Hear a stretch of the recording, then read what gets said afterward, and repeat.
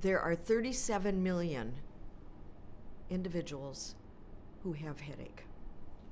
There are 1,400 members of the American Headache Society, and there's only one society that is for patients and physicians and providers and people interested in the topic of headache, and that's the American Headache Society.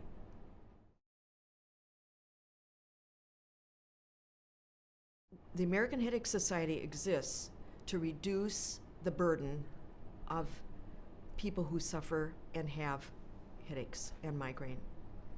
And we promote education to not only students, residents, fellows, practitioners, but also to patients.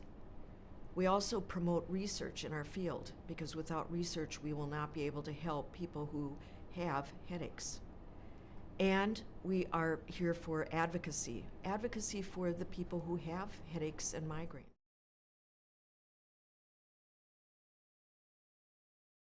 So the American Headache Society is the whole package. We focus on the patient, and if you start with the patient and realize we need to have educated providers. And so the American Headache Society is out to educate providers at all levels, from a medical student to a resident to a fellow to a provider of any kind, whether it's a physician, a nurse practitioner, or a physician assistant, or even a psychologist. We are here to educate providers. The second thing that we want to do is we want to promote research. And because of that, we have an annual scientific meeting where we bring together the scientists who are studying the problem. Because without science, we cannot make progress for treatment for the patient. And we bring a collegial group together to exchange ideas and be enthusiastic about the subject of headache in all of its forms. And we also have special interest groups that can bring together people who are very interested in topics from cluster headache to behavioral management of headache to complementary treatments of headache to intractable, the worst headaches of the world. We want to help the patient. That's why we're here, is for the patient.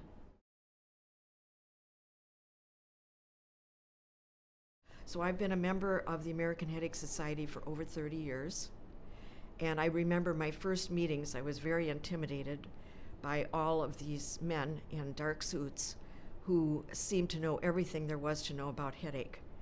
And over 30 years, the climate has changed at the American Headache Society, the demographics have changed, and I'm proud to be a part of the whole American Headache Society evolution in 30 years. I also think that the enthusiasm has changed because 30 years ago, we had so few treatments for people with migraine. We would just be talking in theoretical terms about what we knew about the science, and there wasn't. I mean, there was some science, but there wasn't a lot of science. But on those shoulders of people with who are scientists in headache, we've been able to capitalize on that and move the field forward. I think the other thing that's changed is so many educational offerings. I mean, the meetings to start with were somewhat linear. There weren't concurrent sessions. There weren't all kinds of learning opportunities. And the American Headache Society did have the American Council for Headache Education for Patients, but this part has exploded under the American Migraine Foundation, giving patients and people who have headaches and migraines a place to go for help.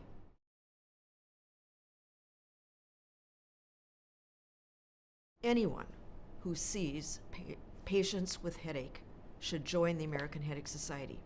How can you practice state-of-the-art treatment without being part of this organization? Because you need to have education about the newest therapies, the underpinnings of the disease, and you want resources. And the American Headache Society has resources to help people who treat persons with headache to help them get better. We give them information. We have suggestions for treatment.